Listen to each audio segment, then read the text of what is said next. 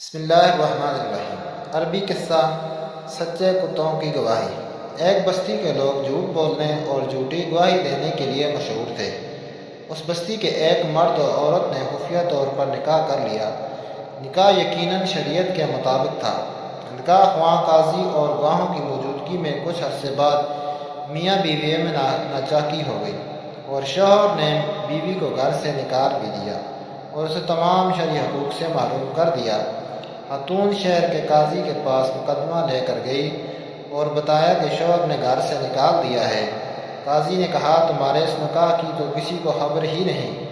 خاتون نے کہا جناب ہمارا نکاح بالکل شریعت کے آئین مطابق ہوا۔ قاضی نے پوچھا کوئی گواہ ہے؟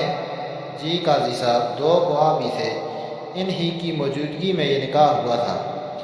قاضی صاحب نے شوہر اور گواہوں کو طلب کر لیا مگر انہوں نے بری عدالت میں خاتون کو پہچاننے اور نکاح سے صاف انکار کر دیا اور بیک زبان کہا کہ ہم نے تو آج سے پہلے اس خاتون کو کبھی دیکھا تک نہیں۔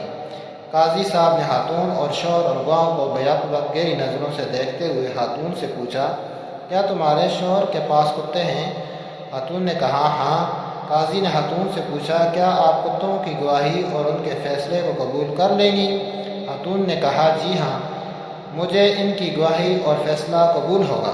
قاضی نے حکم دیا خاتون کو اس شخص کے گھر لے جایا جائے۔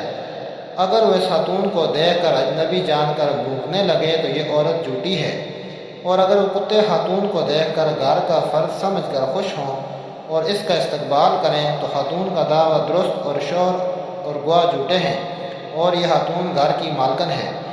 یہ حکم جاری کرتے ہی قاضی اور عدالت میں موجودہ لوگوں نے شوہر اور گواہوں کی طرف دیکھنا شروع کر دیا جن کے چہرے جھوٹے پکڑے جانے کے خوف سے پیلے پڑ گئے تھے اور جسم کپکمانے لگے تھے۔ فیصلہ تو ہو چکا تھا کہ کون سچا ہے اور کون جھوٹا۔ قاضی صاحب نے سپاہیوں کو حکم جاری کیا گرفتار کر لو ان جھوٹوں کو اور انہیں کوڑے لگاؤ کہ یہی جھوٹے ہیں۔ اور آبزرویشن دی بدترین بستیاں ہیں وہ جن کے باشندوں سے زیادہ ان کے کتے سچے ہیں۔ عربی ادب سے۔